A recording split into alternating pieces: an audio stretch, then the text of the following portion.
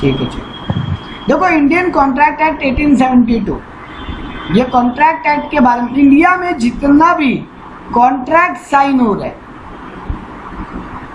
कोई भी टाइप का गुड्स को छोड़ के, क्योंकि गुड्स के लिए सेल्स ऑफ गुड्स एक्ट अलग से है, ठीक है। तो सबसे पहले हमको इंपॉर्टेंट टर्म पढ़ना है, वो है कॉन्ट्रैक्ट का मतलब क्या है। What do you mean by contract? Contract बोलता है an agreement enforceable by law.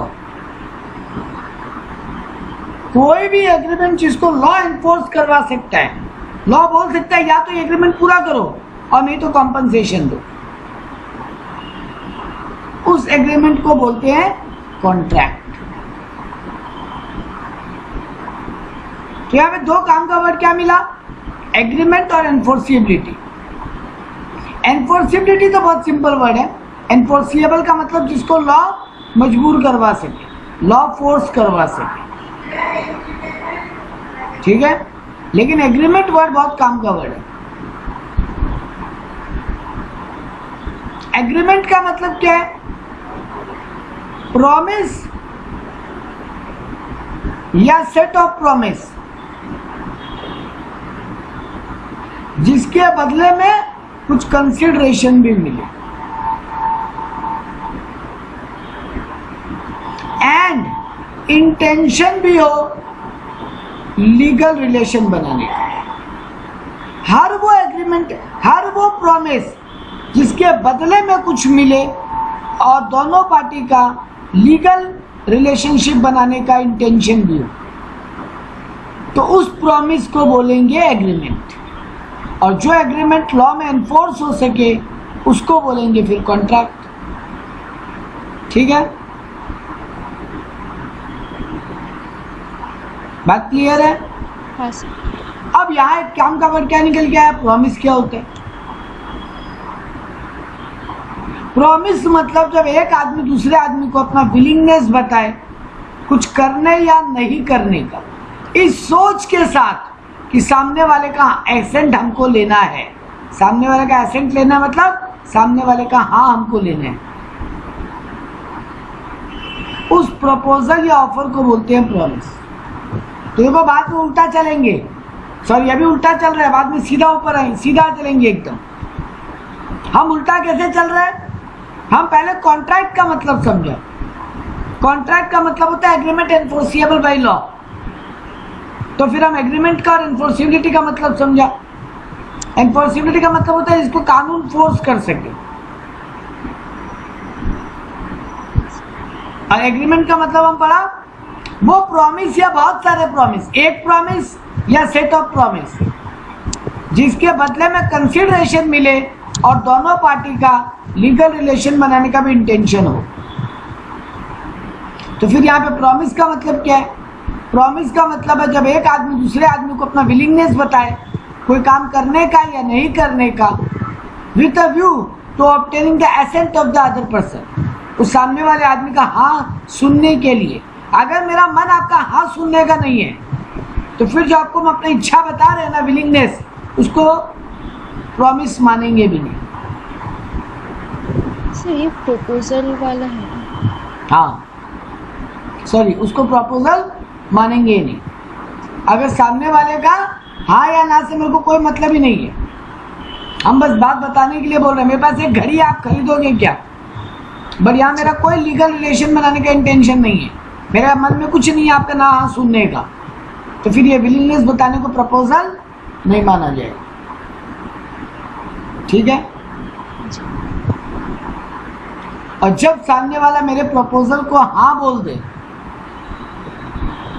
When a proposal is being accepted, वो प्रॉमिस बन जाता।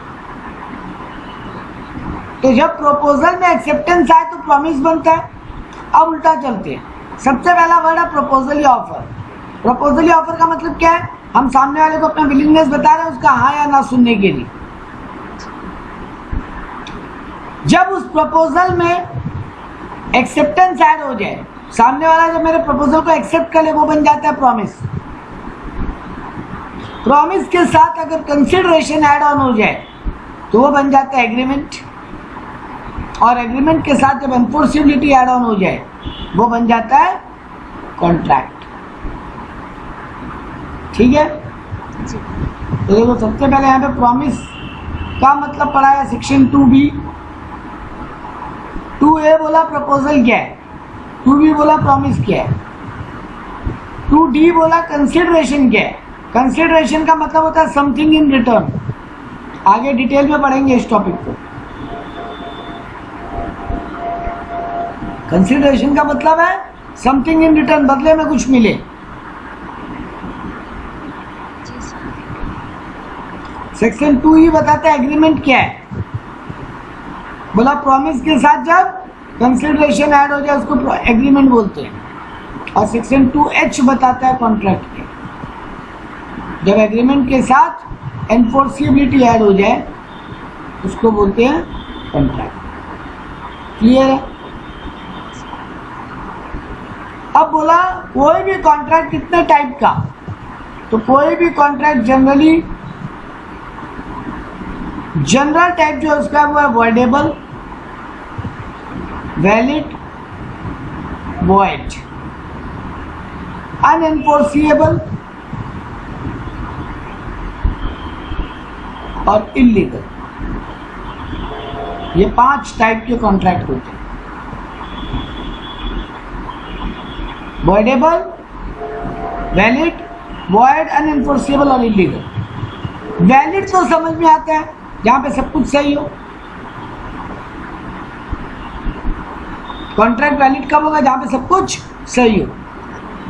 सब कुछ सही का मतलब सर आगे पढ़ेंगे एक topic essential elements of a contract, वहां पढ़ेंगे सब कुछ सही और गलत क्या होता है।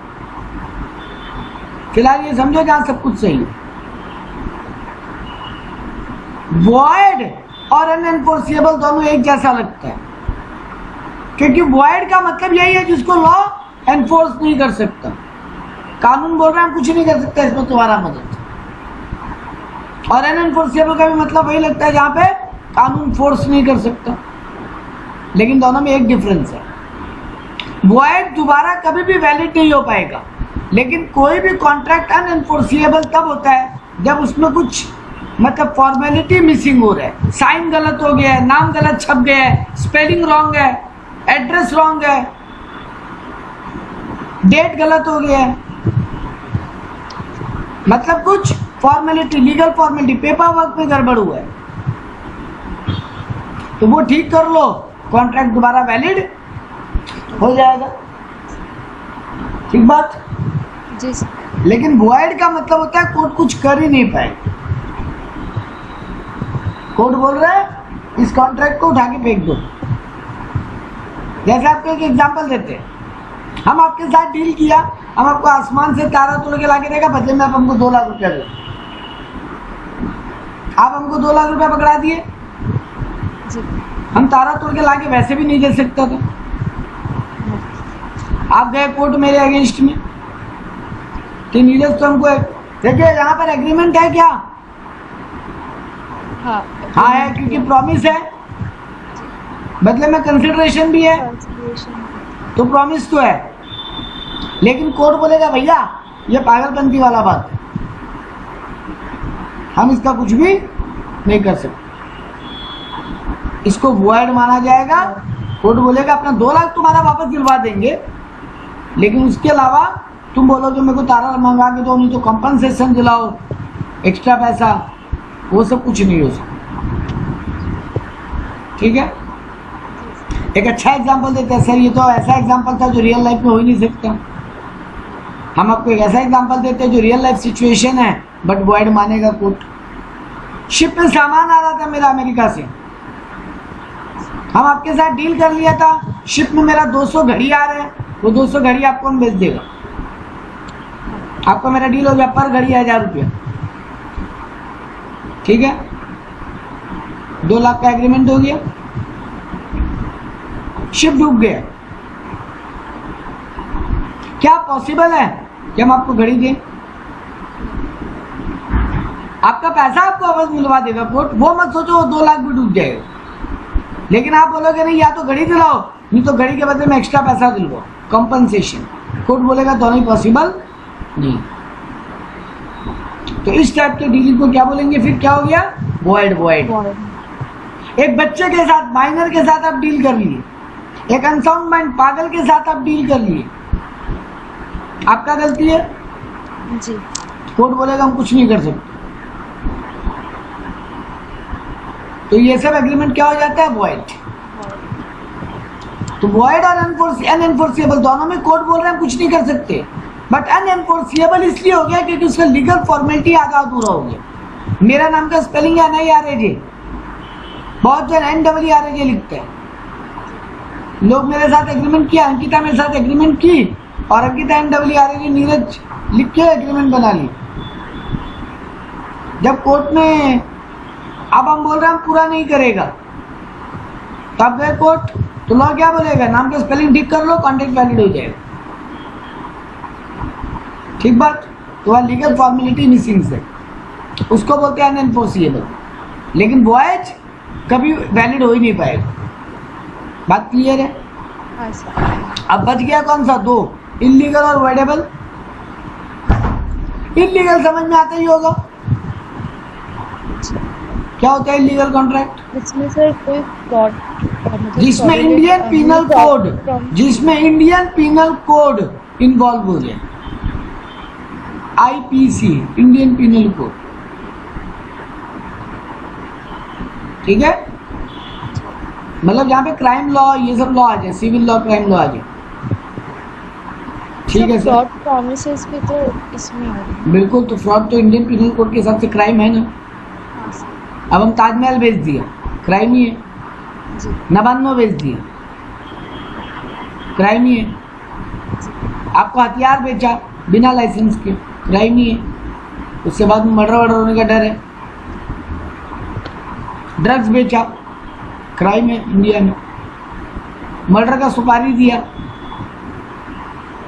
मेरे से पैसा लो और सामने वाले पर्सन को मार दो, ये सब तो क्राइम है। बनता है। हाँ, अरे बाबा एक बात है, बहुत बड़ा ब्लंडर क्या किया पता है? हाँ। आप एग्रीमेंट का मतलब रिटन एग्रीमेंट सोचते हो? हाँ। नहीं, कभी मत सोचो।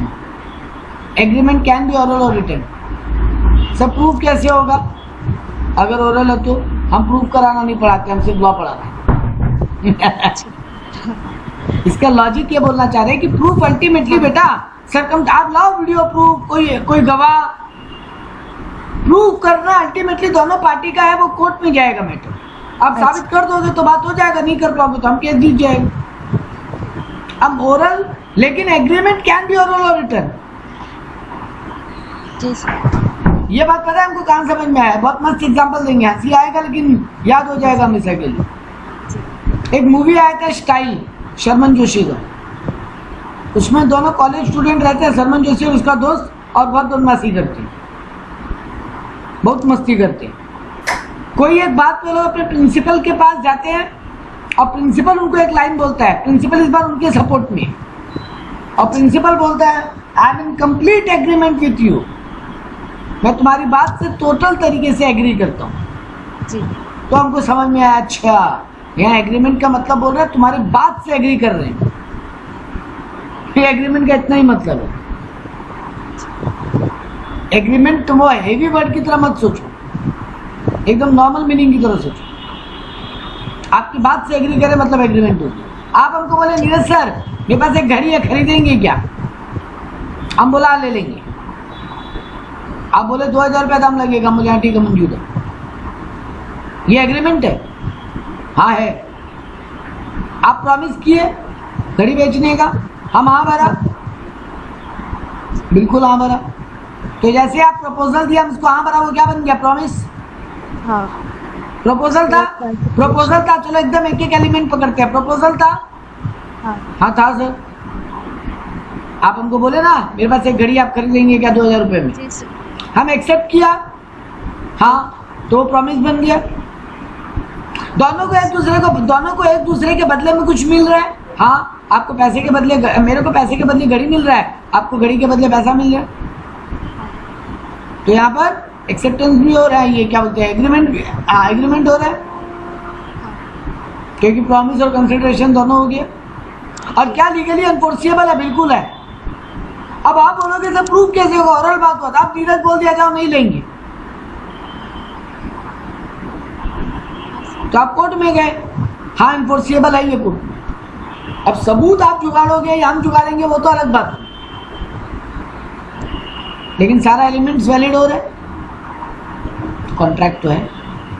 तो अगले जन्म भर के लिए याद रख लो, कॉन्ट्रैक्ट ओरल और रिटर्न दोनों में कुछ भी हो सकता रिटर्न दोनों। है। सर ओरल रिटर्न छोड़ो भाई, कंडक्ट भी कॉन्ट्रैक्ट होता है। आप बोले मेरे पास एक घड़ी है, यहाँ पे 10 लोग बैठे हैं, कौन खरीदेगा? हम हाथ उठाया, हम बोला भी नहीं मुझसे कुछ, जी बट वो भी एग्रीमेंट है। So by word, by return, by oral words, by return words और बाय एनी कंडक्ट और बिहेवियर। सर अगर किसी ने ना भी नहीं बोला तो उसको भी हाँ से नहीं, mayor silence is not an acceptance. ये बहुत बड़ा बात आगे पढ़ेंगे भी। Mayor silence is not an acceptance. चुप रहना इक्वल टू हाँ नहीं है। हाँ कुछ केस है जहां पे चुप रहना इक्वल टू यस मान लिया जाएगा, वो भी पढ़ेंगे वहां पे एक्सेप्शन में, क्योंकि लॉ का एक ही रूल होता है, रूल छोटा सा, एक्सेप्शन बहुत सारे। में था। हाँ बिल्कुल पढ़ेंगे, यहाँ पे भी पढ़ेंगे। जी सर।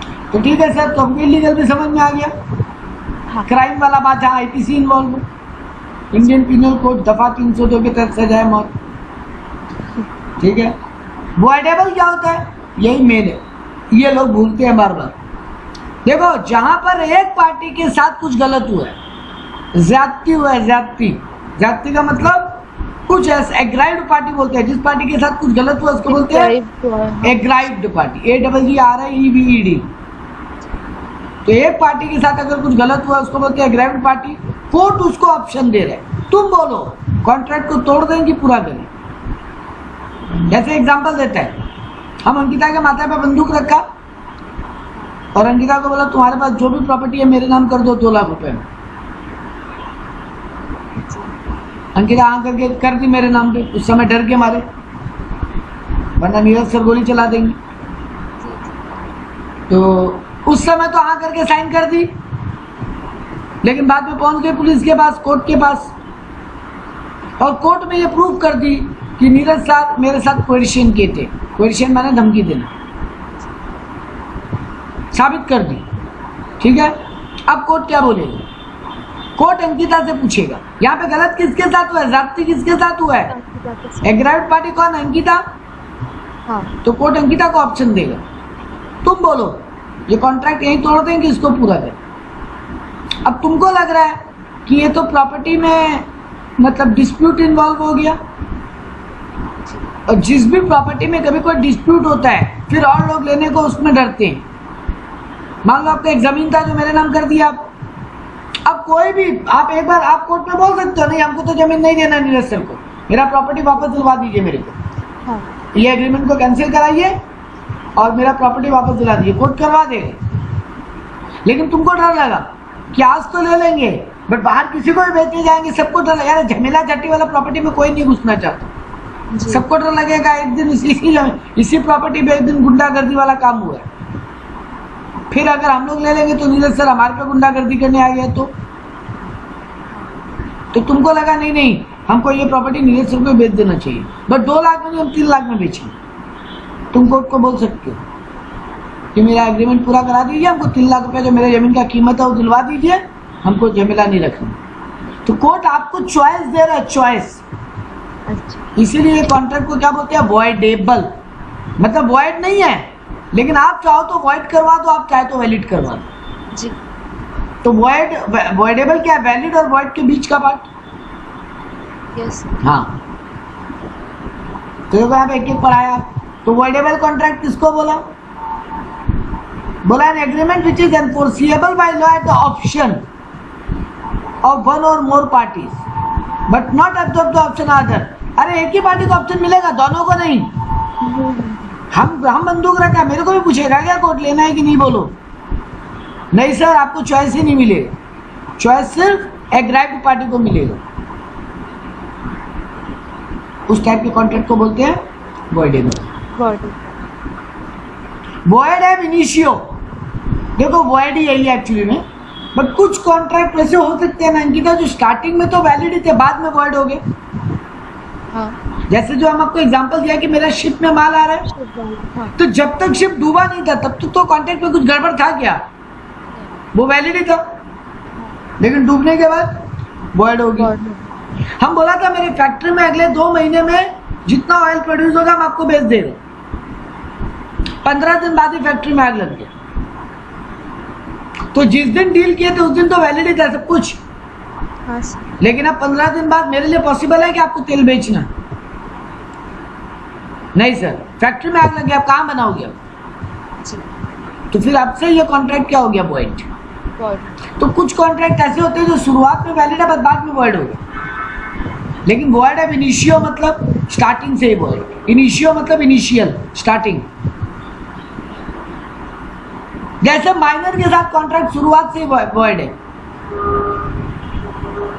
तुम कॉन्ट्रैक्ट किया है क्यों माइनर के साथ? एक पागल आदमी के साथ कॉन्ट्रैक्ट शुरुआत से ही वॉइड है, या आसमान से तारा तोड़ के लाके देने वाला कॉन्ट्रैक्ट शुरुआत से ही वॉइड है। तो कुछ कुछ बातें ऐसी है जो बिगिनिंग से ही नल एंड वॉइड है, जिसका लीगल एनफोर्सिबिलिटी शुरुआत से पॉसिबल नहीं है, उसको बोलते हैं वॉइड एब इनिशियो। तो बोला तो agreement which is the agreement which from very beginning is null and void, जो एग्रीमेंट वेरी बिगिनिंग से नल एंड वॉइड है विथ नो लीगल एनफोर्सिबिलिटी, उसको बोलते हैं वॉइड एब इनिशियो। ठीक है, वॉइड एग्रीमेंट हम लोग पढ़े अभी। The agreement not enforceable by law said to be void agreement. ठीक है, वॉइड कॉन्ट्रैक्ट, देखो वॉइड एग्रीमेंट का मतलब क्या हुआ, वो कॉन्ट्रैक्ट ही नहीं बन पाया, उसके पहले ही वॉइड होगी। लेकिन वॉइड कॉन्ट्रैक्ट क्या, कॉन्ट्रैक्ट बना तब सब कुछ ठीक था, लेकिन बाद में कुछ हो गया और वो वॉइड होगी। ठीक है, क्लियर है? हाँ सर। अब आ जाते हैं very very important question, essential elements of a valid contract. एक कॉन्ट्रैक्ट को कब कब वैलिड माने? सेक्शन 10 बोलता है, कई एक ऐसे पॉइंट, ये सारे पॉइंट एप्लीकेबल होने चाहिए, एक भी मिसिंग है तो कॉन्ट्रैक्ट वैलिड नहीं माना जाएगा। तो सबसे पहला बात तो एक एग्रीमेंट होना चाहिए, मतलब दो लोग एक बात पे एग्री होनी चाहिए। ठीक है, जब भी हम एग्रीमेंट बोलते हैं बेटा एक साथ दो बात दिमाग में लाओ, प्रपोजल एंड एक्सेप्टेंस। जब भी हम एग्रीमेंट बोलते हैं एक साथ दो बात दिमाग में लाओ, प्रपोजल एंड एक्सेप्टेंस, ये दोनों एकदम प्रॉपर तरीके से होना चाहिए तभी एग्रीमेंट होगा। आगे जाके पढ़ोगे एक वैलिड प्रपोजल एक वैलिड एक्सेप्टेंस क्या होता है, मतलब क्या क्या एलिमेंट्स होने चाहिए तब एक प्रपोजल को हम प्रॉपर मानेंगे और कब कब एक्सेप्टेंस को हम प्रॉपर मानेंगे। आगे जाके टॉपिक पढ़ो, फिलहाल केवल ये समझो प्रपोजल और एक्सेप्टेंस प्रॉपर तरीके से होगा तभी एग्रीमेंट माना जाएगा। दो लोगों के बीच में एक एग्रीमेंट होना जरूरी है, पहला इंपॉर्टेंट बात है कॉन्ट्रैक्ट होने की। ठीक है, दूसरा इंपॉर्टेंट एलिमेंट बोला फ्री कंसेंट, बिना किसी दबाव के आप हाँ बोलो। कंसेंट का मतलब लॉ में कंसेंट या एसेंट, कंसेंट या एसेंट, इन दो वर्ड का मतलब लॉ में है एक्सेप्टेंस, हाँ वरना हाँ करना, हामी बढ़ना। ठीक है, वो फ्री होना चाहिए, फ्री मतलब विदाउट एनी प्रेशर। आगे जाके पढ़ोगे कि फ्री कंसेंट किसको किसको नहीं बोलते हैं। फिलहाल हम तुमको बता देते हैं 5 बातों को, अगर 5 बातें हैं उनको फ्री कंसेंट नहीं मानते। एक होता है कोएर्शियन यानी धमकी, हम आपको आपके प्रॉपर्टी को, आपकी फैमिली को, आपके कोई डॉक्यूमेंट्स को नुकसान पहुंचाने का धमकी दे रहे हैं, मेरा बात मानो वरना हम ये फाड़ देंगे पेपर, मेरा बात मानो वरना तुम्हारे फैमिली मेंबर को गोली मार देंगे, मेरा बात मानो वरना तुम्हारा घर को आग लगा देंगे, मेरा बात मानो वरना तुमको जान से मार देंगे। ये सब क्या है? कोएर्शियन। अगर इनमें से कुछ बात हो रहा है फिर वो वैलिड एलिमेंट फ्री कंसेंट नहीं माना जाए। तो कोएर्शियन एक टॉपिक हुआ। दूसरा होता है अनड्यू इन्फ्लुएंस। अनड्यू इन्फ्लुएंस मतलब मेंटल प्रेशर बना, तुम्हारे फैमिली, तुम्हारे पापा मम्मी, वो तुम्हारे ऊपर तुम्हारे विल को कंट्रोल कर रहे हैं और तुम उनके रिलेशन के प्रेशर में हो और तुमको उनका बात मानना पड़ता। पापा बोले ये घर बेच दो, तुम बोले नहीं नहीं बेचेंगे, तुम्हारे नाम पे मांग दो। पापा बोले मेरी बेटी हो, मेरी बात नहीं मानोगी, जाओ आज से तुम्हारा मेरा रिश्ता खत्म। तुम मजबूरी में आके साइन कर दी। इसको बोलते हैं अनड्यू इन्फ्लुएंस। तुम्हारे टीचर, तुम्हारे डॉक्टर, तुम्हारे लॉयर, तुम्हारे पेरेंट्स, गार्जियंस, ये तुम्हारे विल को कंट्रोल कर सकते हैं।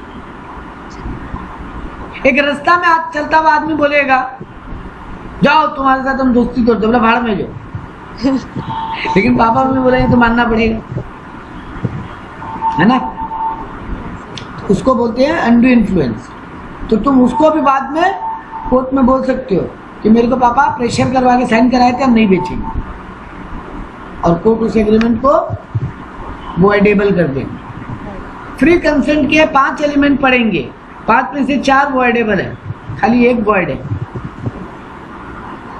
फ्री कंसेंट के 4 एलिमेंट पढ़े, 5 एलिमेंट पढ़ेंगे, 5 में से 4 वॉइडेबल है। मतलब जिसके साथ गलत हुआ है कोर्ट उसको ऑप्शन देता है, बोलो तोड़ देंगे कॉन्ट्रैक्ट को कर ले। और एक क्या है, वॉइड है।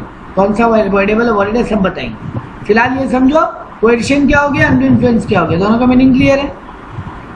तीसरा हुआ फ्रॉड, जो आप उस समय बोल रहे थे। हम आपके साथ धोखा करके आपसे एग्रीमेंट करवा लिया। धोखा क्या होता है, 3 बातों को धोखा बोलते हैं। सुन लेना अच्छे से, आगे पढ़ोगे डिटेल में, बट अब जब बात आ रहा है तो हम पढ़ाते जा रहे हैं ताकि वहां से फटाफट बता देंगे। फ्रॉड, धोखा 3 टाइप का होता है। हम आपसे कोई झूठ बोला, हम आपसे कोई सच छुपाया, या फिर हम आपके साथ एक एग्रीमेंट किया इस इंटेंशन के साथ कि हमको कभी पूरा नहीं करना। इन 3 बातों को फ्रॉड बोलते हैं। हम आपसे झूठ बोला, हम आपसे सच छुपाया, या फिर आपके साथ कोई कॉन्ट्रैक्ट किया लेकिन मेरा इंटेंशन साफ साफ था, लास्ट में जाके तोड़ देंगे, पूरा तो नहीं करेंगे। ये सब फ्रॉड है। हाँ, ये सब हम जानबूझ के किए। अब हम आपको कोई झूठ बोला, वो बात हमको भी नहीं पता था कि झूठ है, तब नहीं। जानते बूझते अगर हम ये 3 बात करता है, that is equal to fraud.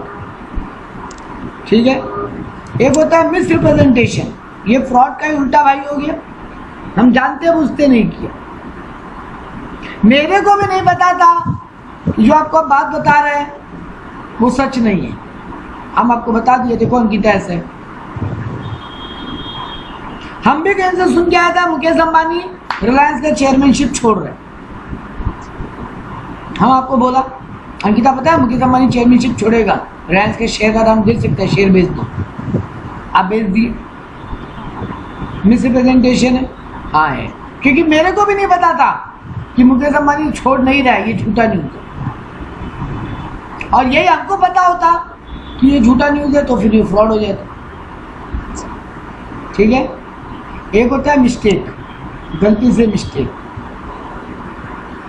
हमको कोई बात या फैक्ट नहीं पता था कॉन्ट्रैक्ट का, मतलब दोनों ही पार्टी इग्नोरेंट था, मिस्टेक हो गई। अच्छा। शिप डूब चुका है, ये बात ना हमको पता था ना आपको पता था, और हम लोग अभी डील कर रहे हैं कि शिप में जो भी सामान आएगा आपको हम बेच देंगे। ये मिस्टेक है। देखो शिप डूब गया और हमको भी पता था शिप डूब चुका है, ये फ्रॉड है। ठीक है ना। तो 5 एलिमेंट है फ्री कंसेंट के, कोएर्शन, अनड्यू इन्फ्लुएंस, फ्रॉड, मिसरिप्रेजेंटेशन और मिस्टेक। इनमें से पहला 4 वॉइडेबल है, 5वां वॉइड है। ठीक है। ठीक है सर। अगला एलिमेंट बोला लॉफुल कंसिडरेशन, जो हमको बदले में मिल रहा है ना वो भी लीगल आइटम होना चाहिए। हम आपको अपना घर बेच रहे हैं, कुछ गलत है क्या इसमें? बदले में आप हमको ड्रग्स दोगे, इलीगल है। हाँ। हाँ, तो यानी जो बदले में मिल रहा है वो लॉफुल नहीं है, तो फिर ये एग्रीमेंट भी वैलिड नहीं है। Competency of the party, parties competent होना चाहिए, मतलब कैपेबल टू कॉन्ट्रैक्ट होना चाहिए।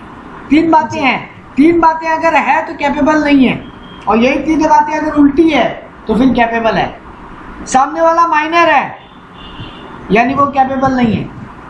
सामने वाला अनसाउंड माइंड है, पागल, इनसेन, तो सामने वाला पार्टी कॉम्पिटेंट नहीं है। या फिर सामने वाले पार्टी को लॉ डिस्क्वालीफाई करके रखा है, कानून ही बोल के रखा है ऐसे लोगों के साथ कॉन्ट्रैक्ट नहीं करना। सर ऐसा किसको होगा जिसको लॉ डिस्क्वालीफाई कर देगा? एक एग्जांपल में बोल देते हैं, कोई आदमी अगर 6 महीने के ऊपर जेल में है ना, तो लॉ बोलता है उसके साथ कॉन्ट्रैक्ट मत करो। अरे वो ऑलरेडी 6 महीने के ऊपर जेल में, तुम्हारा डील कैसे पूरा करके देगा? फिर होगा नहीं डील पूरा तो तुम फिर कोर्ट में आके बोलोगे योर ऑनर मेरे साथ प्रॉब्लम हो गया।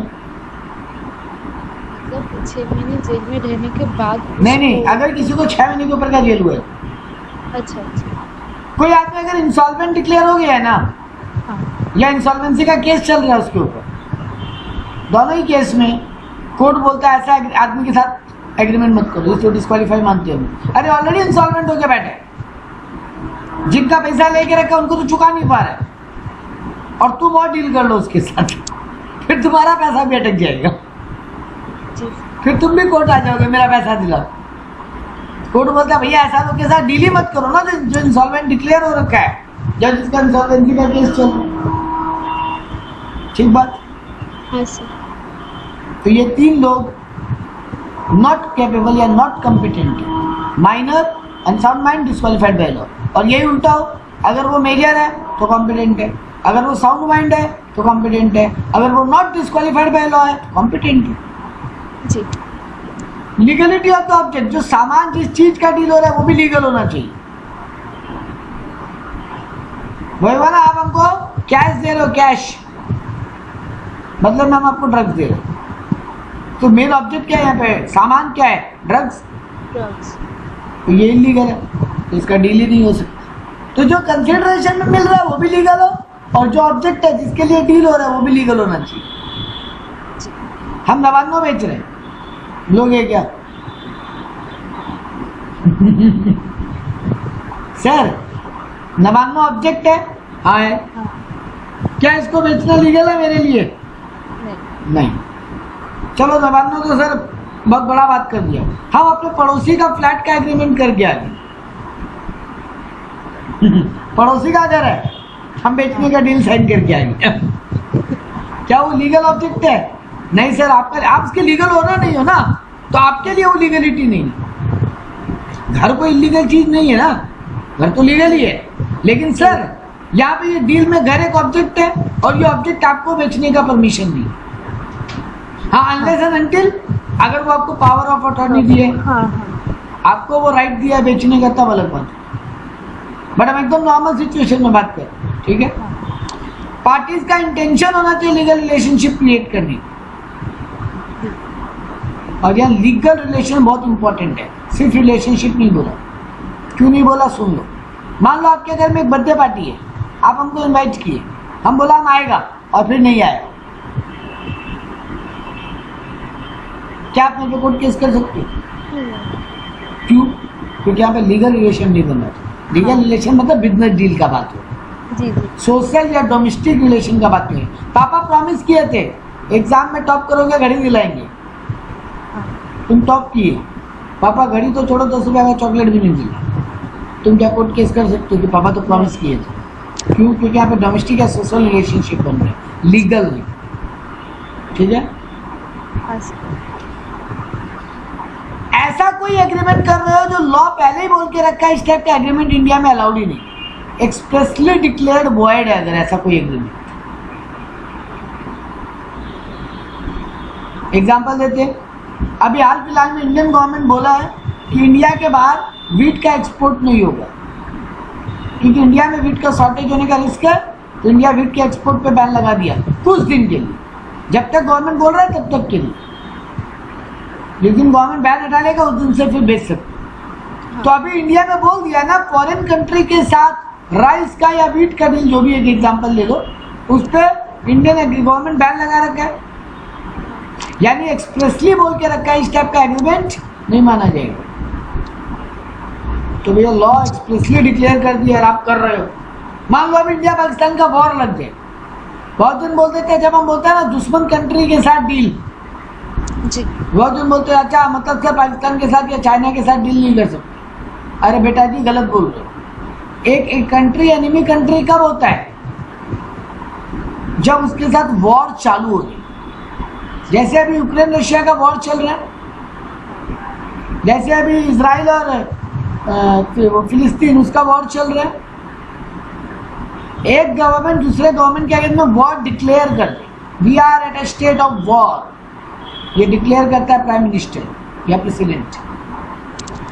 अब जब तक वॉर ओवर नहीं बोल देता गवर्नमेंट, तब तक तुम उस कंट्री के साथ लोगों के साथ बिजनेस डील नहीं कर सकते। तो ये एक्सप्रेसली डिक्लेयर्ड वर्ड है कि जब वॉर हो जाए उस टाइम पे डील नहीं चलेगी। सर वॉर रुकने के बाद हम पाकिस्तान से डील कर सकते हैं? अरे हाँ, चाइना के साथ कर सकते हैं। अरे हाँ, ठीक है। कॉन्ट्रैक्ट सर्टेन होना चाहिए, सर्टेन और पॉसिबल टू परफॉर्म होना चाहिए। Certain and possible. सर्टेन मतलब हम तुमको अपना घड़ी ना 2 या 2,500 में बेचेंगे। अरे सर 2 की 2.5, एक बात बोलिए। एग्जैक्ट। हाँ, सर्टेनिटी होना चाहिए, अनसर्टेनिटी नहीं होना चाहिए। 2-3 दिन में जवाब देते, 2 की 3, ठीक है ना। और पॉसिबल होना चाहिए। ऐसा कोई बात जो पॉसिबल ही नहीं है, कोर्ट बोलता है भैया बंद कर दो, हम नहीं करवा पाएंगे। भैया बोले ना वो शिप डूब चुका, क्या पॉसिबल है क्या आपको माल देना? तो कोर्ट बोलता है हम कुछ नहीं कर सकते, छोड़ो, ठीक है। तो पॉसिबिलिटी होना चाहिए। अरे तेरा में आपका मेरा जब डील हुआ था तब मेरे फैक्ट्री में प्रोडक्शन हो रहा था, अचानक अर्थक्वेक आया, फैक्ट्री गिर गया। अब पॉसिबल है क्या पूरा करना कॉन्ट्रैक्ट? नहीं। कोर्ट बोलता भैया छोड़ो, बंद करो। और लास्ट बात बोला सारा लीगल फॉर्मेलिटी, मतलब वो साइन वाइन, डेट वेट, नाम वगैरह वो सब प्रॉपर वे में होना चाहिए।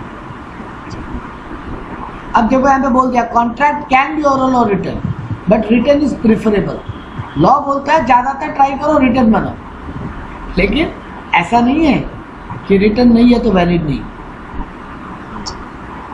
तो ये कुछ एक एलिमेंट है जो है, तभी कॉन्ट्रैक्ट वैलिड है, नहीं तो वैलिड नहीं। अब उनमें पहला ही पॉइंट क्या था? ऑफर एंड एक्सेप्टेंस, है ना। प्रपोजल एंड एक्सेप्टेंस, सॉरी एक ही बात है। तब यहाँ पे पहला टॉपिक वही आया, एक प्रपोजल, एक ऑफर को लेके क्या रूल्स रेगुलेशन, एक ऑफर को प्रॉपर कब मानेंगे। पहला बात तो ऑफर कैन बी एक्सप्रेस्ड और इम्प्लाइड। हर ऑफर बोल के हो जरूरी नहीं है, इम्प्लाइड ऑफर भी ऑफर है। लॉ में ना इम्प्लाइड वर्ड बहुत कम है। इम्प्लाइड मतलब एज्यूम, मान लेंगे। एक्सप्रेस मतलब बोल दिए, बता दिए, लिख के बोल के बता दिए। और इम्प्लाइड मतलब by any gesture, by any behaviour, bye any conduct, अगर हम कुछ कर रहे हैं।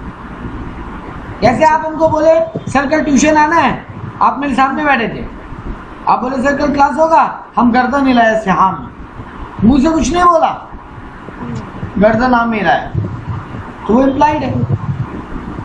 आप गेट पे खड़ा के पूछो मैं कम इन सर, हम कुछ बोला नहीं बट हाथ से इशारा किया ऐसे अंदर आने वाला, ये इम्प्लाइड है। एक बस जा रहा है, एक बस, आप बस में चढ़ गए, धर्मतला आया, उतर गए, बस वाला बोला भाड़ा दो, बोले किस बात का, तुम्हारा मेरा कोई एक्सप्रेस बात हुआ था क्या कि बस में तुम चढ़ाया तो हमको धर्मतला तक कितना भाड़ा देना है? अरे इम्प्लाइड बात है ना, पब्लिक ट्रांसपोर्ट में चढ़ोगे तो भाड़ा देना पड़ेगा, ऑब्वियस सा बात है। क्या कंडक्टर हर पैसेंजर को बस में चढ़ते वक्त बोलता है भाड़ा लगेगा? नहीं तो उतर जाओ, नहीं सर वो ऐसा कुछ नहीं बोलता, ठीक है। तो contract offer can be express और इम्प्लाइड, दोनों हो सकते। ऑफर में भी स्पेसिफिक और जनरल। ऑफर सबके लिए हो सकता है, खाली आपके लिए भी हो सकता है। हम यहाँ खड़ा है, यहाँ 10 जन बैठे हैं, हम बोला मेरे को मेरा फ्लैट बेचना है, कोई लेगा क्या? जनरल ऑफर है। अंकिता मेरा फ्लैट लोगे क्या? Specific offer. सिर्फ अंकिता को बोला। अब यहाँ मान लो पवित्रों में बैठा है, यहाँ मान लो और भी 10 जन बैठे हैं, क्या ये बोलो बोले हम लेने को तैयार है, हम बोले नहीं तुमको नहीं देंगे, अरे कैसे नहीं दोगे, तुम तो ऑफर दी, हम तो एक्सेप्ट कर रहे हैं। हम बोलेगा नहीं ये ऑफर, हम क्या बोले थे, अंकिता मेरा घर लोगे क्या? जी तो it is specifically offer to only Ankita. बहुत सारा जगह देखते हो बेटा, घर लेट आउट के लिए, टू बी लेट आउट मतलब भाड़ा पे देने के लिए, हाँ सर हाँ लेकिन वहां लिख दिया है तो ओनली मैरिड कपल, मतलब बैचलर्स को भाड़ा पे नहीं देंगे। ये स्पेसिफिकली है पर्टिकुलर क्लास ऑफ पीपल के लिए, सिर्फ मैरिड कपल्स के लिए घर भाड़ा पे। जी अब एक बैचलर अकेला एक लड़का आया, बोला मेरे को भाड़ा पे चाहिए, बोले नहीं देंगे। बोले कैसे नहीं दोगे, तुम तो ऑफर दिया, हम एक्सेप्ट कर रहे हैं। बोलेगा नहीं, तुम्हारे लिए ऑफर ही नहीं है, तुम देखो ठीक से पढ़ो, वहां लिखे ओनली फॉर मैरिड कपल। ऐसा होता है, बिल्कुल होता है। तो ऑफर स्पेसिफिक भी हो सकता है और जनरल भी हो सकता है। ऑफर ऐसा होना चाहिए जिससे लीगल ऑब्लिगेशन क्रिएट होता हो, कि तुम हाँ बोलो तो तुम लीगली बाइंड हो गए। वही हुआ ना, मेरा गाड़ी खरीदेंगे क्या 2 लाख में, बोला हाँ, ये लीगल ऑब्लिगेशन है, हाँ है। लेकिन मेरे घर में बर्थडे पार्टी आप आएंगे क्या, बोले हाँ, यहाँ पे कोई लीगल ऑब्लिगेशन नहीं। तो ऑफर में वही ऑफर को प्रॉपर मानेंगे जहाँ पे लीगल ऑब्लिगेशन दोनों पार्टी के ऊपर। अब अगर तुम नहीं बेचो तो हम तुम पे केस कर सकते हैं, और अगर हम नहीं खरीदे तो तुम मेरे पे केस कर सकते हो, ठीक है। Offer must B definite and certain, ये तो नॉर्मल बात है। 2 लाख में 2.5 लाख में बेचेंगे। अब यहाँ पे 3 गाड़ी है, हम बोले तीनों में से कोई एक बेचेंगे, अरे कौन सा बेचोगे बताओ, तब तो डिसाइड करें लेना है कि नहीं। तो ऑफर डेफिनेट और सर्टेन होना चाहिए। एक और important condition, offer must be communicated, मतलब हम मन ही मन सोचा अंकिता को बोलेंगे मेरा घर खरीदेगी क्या, 3 दिन बाद अंकिता के पास गया, अंकिता 25 लाख रुपया दो घर लो। अंकिता बोले कौन सा 25 लाख, कौन सा घर, कहाँ का बात। हम बोले अरे हम मन में सोचा था अंकिता को बोलेंगे मेरा घर लेगी, हम मन में तुमको ऑफर दिया था जी, तो बोला मन में ही भेज दो, हम मेरे पास मत आओ, हम नहीं लेंगे। तो offer must be communicated, proper way में आप तक इंफॉर्मेशन पहुंचना जरूरी है। Offer must be distinguished from invitation to offer. Offer और इन्विटेशन टू ऑफर में क्या फर्क है। ऑफर मतलब हम आपको बोल रहे हैं कि मेरे पास ये सामान है, तुम लोगे क्या, या आप हमको बोल रहे हो आपके पास ये सामान है, आप दोगे क्या, ये होता है ऑफर। लेकिन इन्विटेशन टू ऑफर मतलब हम आपको इनवाइट कर रहे हैं कि आप आओ और हमको ऑफर दो। हम आपको ऑफर डायरेक्ट नहीं दे रहे हैं, हम चाह रहे हैं आप आओ और आप हमको ऑफर दो। हम आपको इनवाइट कर रहे हैं कि आप हमको आगे ऑफर दो। इसका 2 बेस्ट एग्जांपल, ऑक्शन। ऑक्शन में बोर्ड लगता है, वो लोग चाह रहे हैं आप लोग आओ और बिडिंग करो, वो आपको बोल नहीं दिया ले लो घर। अब बिडिंग में जिसका बोली ज्यादा होगा बोलेगा, ये इन्विटेशन है। आप बड़े बड़े मॉल में जाते हो, शॉपिंग मॉल, बिग बाजार, फैशन बाजार, वहां पे सामान लटके हुए रहते हैं, आप उनमें से उठाते हो और काउंटर पे जाके बोलते हो हमको ये वाला चाहिए, तो वो जो सामान वहां लटका गया वो इन्विटेशन टू ऑफर। सर क्या फर्क पड़ता है, दोनों का बात तो एक ही बात बेटा, बहुत फर्क पड़ता है। अगर हम आपको ऑफर करें और आप हाँ बोल दो और हम ना बोल दें, आप मेरे पे केस कर सकते हैं, ठीक है ना। लेकिन अगर हम आपको इनवाइट किए हैं, अब आप आके हमको ऑफर दो और हम आपको ना बोल दें, आप कुछ नहीं कर पाओ। मतलब बिग बाजार में जाओ, कोई एक ड्रेस आप निकाले, काउंटर पे जाके बोले हमको ये वाला ड्रेस चाहिए, बिग बाजार आपको ना नहीं बोल पाएगा। हाँ, बिग बाजार आपको ना बोल सकता है ये ड्रेस ऑलरेडी बुक होगी, आपको नहीं मिल पाएगी। अच्छा, क्योंकि बिग बाजार ड्रेस को लटका के आपको इनवाइट किया है कि आप आओ और काउंटर पे बोलो हमको ये चाहिए, आप ऑफर दो। तो लेकिन तब ये भी तो हो सकता है कि अगर बुक हो चुका है तो आपने इन्फॉर्म क्यों नहीं किया। नहीं, बिग बाजार आपको ना बोल सकते, आप कुछ नहीं बिगाड़ पाओगे लीगली उसको।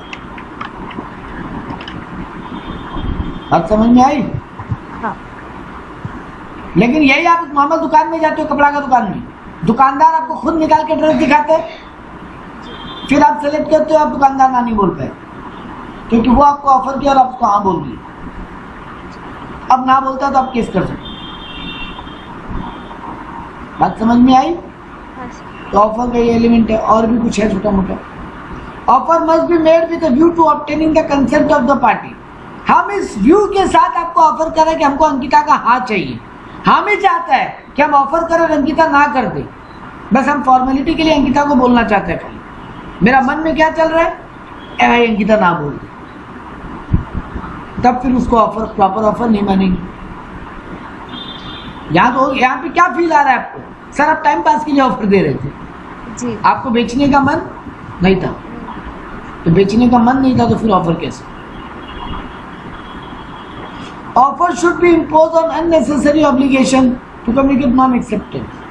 हम आपको कभी भी ऑफर ऐसा नहीं दे सकता, ऑफर में ऐसा बात नहीं बोल सकता कि आप कोई जवाब नहीं दिए तो हम मान लेंगे कि आप हाँ बोलो। हम आपको कभी भी ऐसा बात ऑफर में नहीं बोल सकता कि अगर आप ना बोल दिए तो हम उसको एक्सेप्टेंस मान लें। ना को क्या मानेंगे ऑलवेज, मतलब हम ऑफर में ऐसा कोई टर्म्स या कंडीशंस नहीं डाल सकते कि चुप रहना इक्वल टू यस हो जाएगा, कभी नहीं कर सकते। ठीक है, हम आपको कोई भी अगर स्पेशल टर्म्स है ना, वो टर्म्स एंड कंडीशन जो छोटा में स्टार मार के नीचे लिख देते हैं, अगर हम आपको नहीं लिखे ना और फिर बाद में बोले कि ये तो कंडीशन था, तो आप मेरे पे केस कर सकते। तो अगर कोई भी स्पेशल टर्म्स है तो वो ऑफर देते वक्त ही बता दो। ठीक है,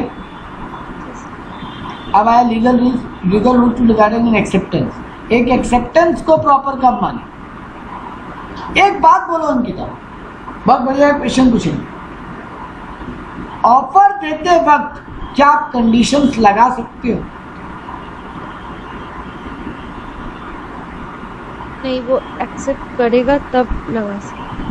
नहीं, ये तो और ही गलत बात हुई। एक्सेप्ट करने के बाद कैसे कंडीशन लगा सकते? इसका मतलब पहले क्लियर करके अपना कंडीशन लगा सकते हो आप ऑफर देते। हम बोला था ना ये घर सिर्फ बैचलर्स को बेचेगा, सॉरी मैरिड कपल को भाड़ा पे देगा। हम कंडीशन लगा के घर भाड़ा पे दे, हम ऑफर देते वक्त कंडीशंस लगा सकता है। ऑफर देने वाला कंडीशंस लगा के ऑफर दे सकता है। ठीक है, लेकिन एक्सेप्टेंस करने वाला हमेशा अनक्वालिफाइड होगा। अनक्वालिफाइड मतलब विदाउट एनी कंडीशन, माने हम एक्सेप्ट करते हुए नहीं बोल सकता हाँ हम ले लेंगे अगर तुम ये वाला बात पूरा करोगे। आपका घर आप हमको बेच रहे हो, हम बोल रहे हैं हम ले लेंगे अगर आप भी मेरा गाड़ी खरीदोगे तो। एक्सेप्ट करने वाला कंडीशन कभी नहीं लगा सकता। सर अगर कोई बोल रहा है कि मेरा घर आप 3 लाख में ले लीजिए, तब ले लेंगे क्या? तो मैं अगर बोली कि हाँ मैं ले सकती हूँ अगर आप 2.5 लाख में बेचते हो तो। बेटा जी यहाँ पर क्या हुआ पता है, आप मेरा ऑफर रिजेक्ट कर चुके, आप हमको काउंटर ऑफर दे दियो, नया ऑफर। हाँ। ठीक है ना, हाँ। यहाँ पे अब मेरे पास ऑप्शन है, हम 2.5 लाख में हाँ बोले या नहीं, आप हमको 2.5 लाख का ऑफर दिए। ठीक है ना, इसको काउंटर ऑफर बोलते हैं, यानी आप कंडीशन नहीं लगा पाओगे। बार्गेनिंग जो बोलते हो आप लोग, बार्गेनिंग, तो bargaining is a counter offer. अब बार्गेन करने वाला नया ऑफर दे दिया एक तरीके से, तो अब जिसके साथ जो पहले ऑफर दिया था उसके हाथ में अब वो हाँ बोले या नहीं। सोचो एक बात बोलते चलो, हम आपको बोला मेरा चीज है 3 लाख में लोगे क्या? आप बोले 2.5 लाख में देते हो तो बोलो, हम बोल दिया नहीं 2.5 लाख में दो। अब आप बोले अच्छा चलो ठीक है 3 लाख में दे, क्या मेरा अभी भी पावर है हम आपको ना बोल सकते हैं? हाँ है, क्योंकि पहला वाला ऑफर तो रिजेक्ट आप कर चुके हो। जी। हाँ एग्जैक्टली, इसीलिए क्या बोला था, और एक्सेप्टेंस वाला कंडीशन नहीं लगा सकते। ठीक है, लेकिन ऑफर में कंडीशन लग सकती। Offer can be qualified but acceptance can not be qualified. ठीक है, एक्सेप्टेंस मस्ट बी कम्युनिकेट, ये तो ऊपर वाली बात था। जैसे ऑफर में बोला था कि मनी मन सोचने को ऑफर नहीं बोलते, अब आप मनी मन सोच के आती कि नीरज सर को हाँ बोलेंगे। 3 दिन बाद आप आए, अरे नीरज सर आप तो ऑफर दिए थे, हम हाँ बोल दिया, हम लेने को तैयार है। हम तो किसी और को भेज दिया। बोला अरे ऐसे कैसे भेज दिया, आप तो मेरे को ऑफर दिए थे, हम आपको जवाब नहीं दिए थे। मेरा जवाब दिए थे, मन ही मन सोचे थे तो कि जाके नीरज सर को बोलेंगे ले लेंगे, नहीं चलेगा। ऑफर को प्रॉपर वे में कम्युनिकेटेड होना पड़ेगा। इसमें और एक मजेदार बात है, जिस मोड में हम आपको एक्सेप्टेंस देने बोला है उस मोड में अगर एक्सेप्टेंस नहीं है तो भी प्रॉपर एक्सेप्टेंस नहीं है। हम बोला था मेल करके जो हमको जवाब देगा हम घर उसको बेचेंगे, आप मेल की जगह व्हाट्सएप की। मेरा कंडीशन क्या था एक्सेप्टेंस का कि मेल में आंसर आना चाहिए, आप मेल नहीं किए, आपके बाद में एक जन आया वो मेल किया, हम उसको भेज दिए। अब आप बोल रहे हैं वो मेल तो तुमको एक दिन लेट किया था, हम तो पहले तुमको व्हाट्सएप किए थे। हम बोलेंगे हम किस तरीके से एक्सेप्टेंस करने बोले थे, बाय मेल। आप कैसे एक्सेप्टेंस किए हो, बाय व्हाट्सएप या बाय ओरल कम्युनिकेशन, फोन करके नहीं देंगे।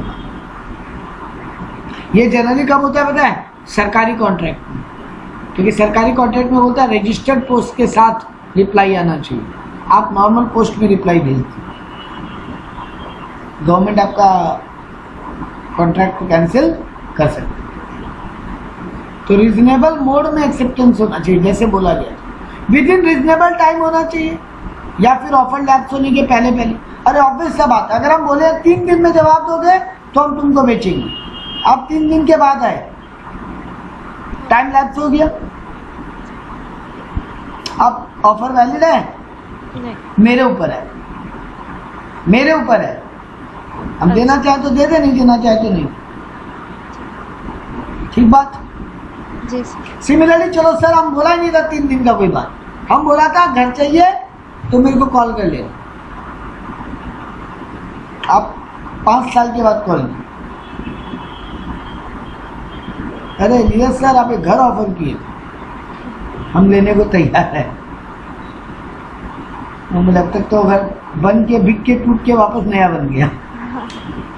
तो पॉइंट इज विद इन, अगर कोई टाइम लिमिट सेट है तो उस टाइम के अंदर जवाब हो, और अगर कोई टाइम लिमिट सेट नहीं है तो एक रीजनेबल टाइम में जवाब हो। अब वो रीजनेबल टाइम डिपेंड करता है circumstances, situation, person to person, deal to deal.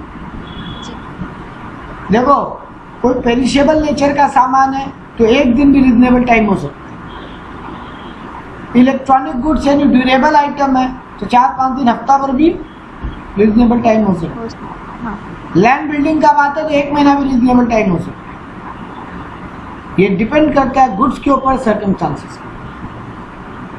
Law इतना ही बोलता है रीजनेबिलिटी बात करें, अब बाकी कोर्ट में प्रूफ हो रीजनेबल था कि नहीं था। ठीक है। Acceptance can not preceded an offer, मेरे ऑफर देने के पहले आप कोई बात को एक्सेप्ट की हो वो एक्सेप्टेंस नहीं माना जाएगा, मेरे ऑफर देने के बाद ही आपका हाँ ना का वैलिडिटी हो। ठीक बात। हम जिसको ऑफर दे रहे हैं एक्सेप्टेंस भी वही देगा। हम आपको ऑफर दिया था, आपके पापा मम्मी आके हाँ बोल गए, बाद में हम बोल सकते हम नहीं देंगे। Rejected offer can be accepted only on renewal. हम बोला ना आपको हम ऑफर दिया, आप काउंटर ऑफर दिए, मतलब मेरा ऑफर को रिजेक्ट कर दिए। अब दोबारा अगर आप आते हो तो वो मेरे ऊपर हम कॉन्ट्रैक्ट को रिन्यू करें या नहीं करें। एक बार अगर आप ना बोल दिए, मान लेंगे आपका एक्सेप्टेंस ओवर, अब आप और हाँ बोलने की पोजीशन में नहीं। ठीक है। तो यही पॉइंट था, खत्म। यहाँ का टॉपिक बचता है, बहुत मजेदार टॉपिक। एक कम्युनिकेशन को कंप्लीट कब माने, बड़ा मजेदार केस देंगे हमें। आज का आखिरी टॉपिक, बहुत अच्छे से सुनना, मजा आ जाएगा। अगर ये एग्जांपल याद रख लिए ना तो आपको कभी भी कोई दिक्कत नहीं आएगी, और इस पर केस लॉ बनता है। हुआ ये अंकिता 15 तारीख को हम आपको एक लेटर भेजा कि मेरे पास एक अलमीरा है, 50,000 रुपया में लोगी। 15 तारीख को हम ये ऑफर छोड़ा, आपको ऑफर लेटर मेरा मिला 17 तारीख। ठीक है। अब मेरे को एक ही बात का जवाब देना था, ये जो ऑफर है इसको कंप्लीट कब मानेंगे, 15 तारीख को भी 17 तारीख। मेरे लिए ऑफर देने वाले के लिए ऑफर को ओवर कब मानेंगे, 15 की 17? 17। Very good.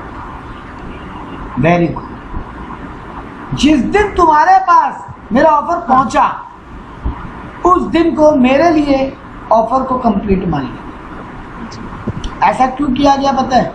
क्योंकि तब तक मेरे पास मौका था आपके पास ये जवाब भेजने का कि हम आपको जो ऑफर भेजे उसको मत मांगो। 15 को हम लेटर छोड़ा, हम 16 को आपको खबर भेज दी है, अंकिता आपको एक लेटर भेजी है, उस लेटर को मत मांगो, वो ऑफर हम नहीं कर रहे। मेरे पास पावर था, लेकिन आपको 17 को ऑफर लेटर मिल गया, उसके बाद ऑफर को कैंसिल करने का मेरे पास पावर नहीं। बात समझ में आया? हाँ। चलो ठीक है। अब आते हैं उल्टा स्टोरी। अब 17 को आपको लेटर मिला, 18 तारीख को आप अपना लेटर पोस्ट किए, हाँ नीरज सर हम 50,000 में अलमीरा लेने को तैयार है। 18 को आप लेटर छोड़े, वो लेटर मेरे को 20 को मिला, ठीक है। अब मेरे को एक बात बताइए, आपके लिए एक्सेप्टेंस कब कंप्लीट और मेरे लिए एक्सेप्टेंस कब कंप्लीट? पहले आपके पॉइंट ऑफ व्यू से बात करेंगे। आप 18 को लेटर छोड़े, आपका लेटर मेरे को 20 तारीख को मिला, हाँ का एक्सेप्टेंस का।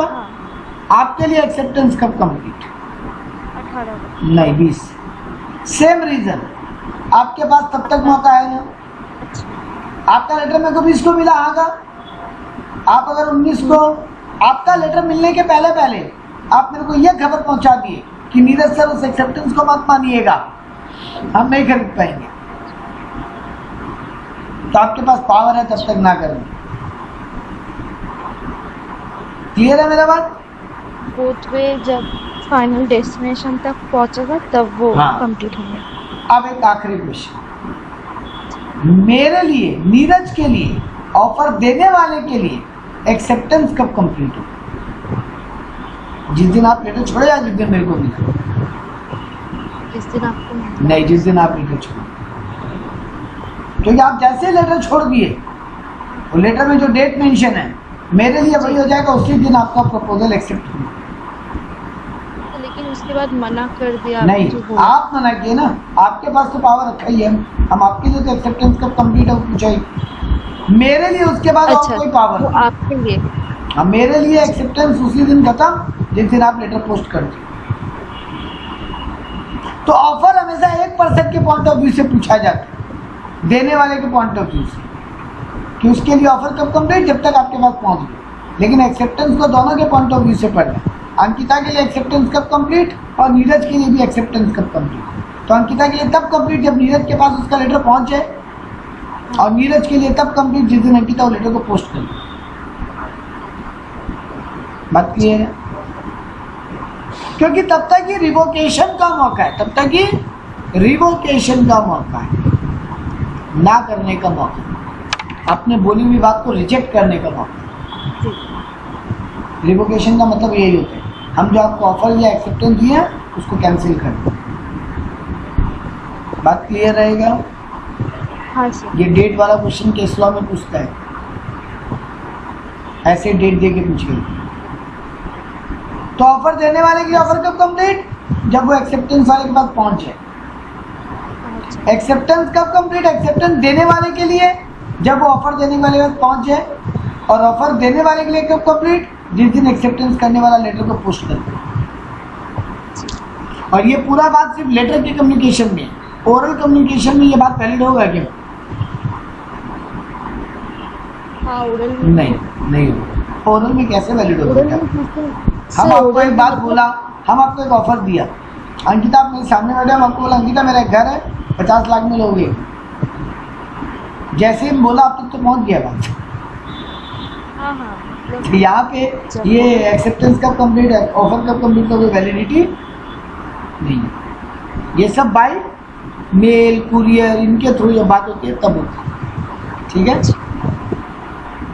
तो ये था पहला पॉइंट, ऑफर एक्सेप्टेंस।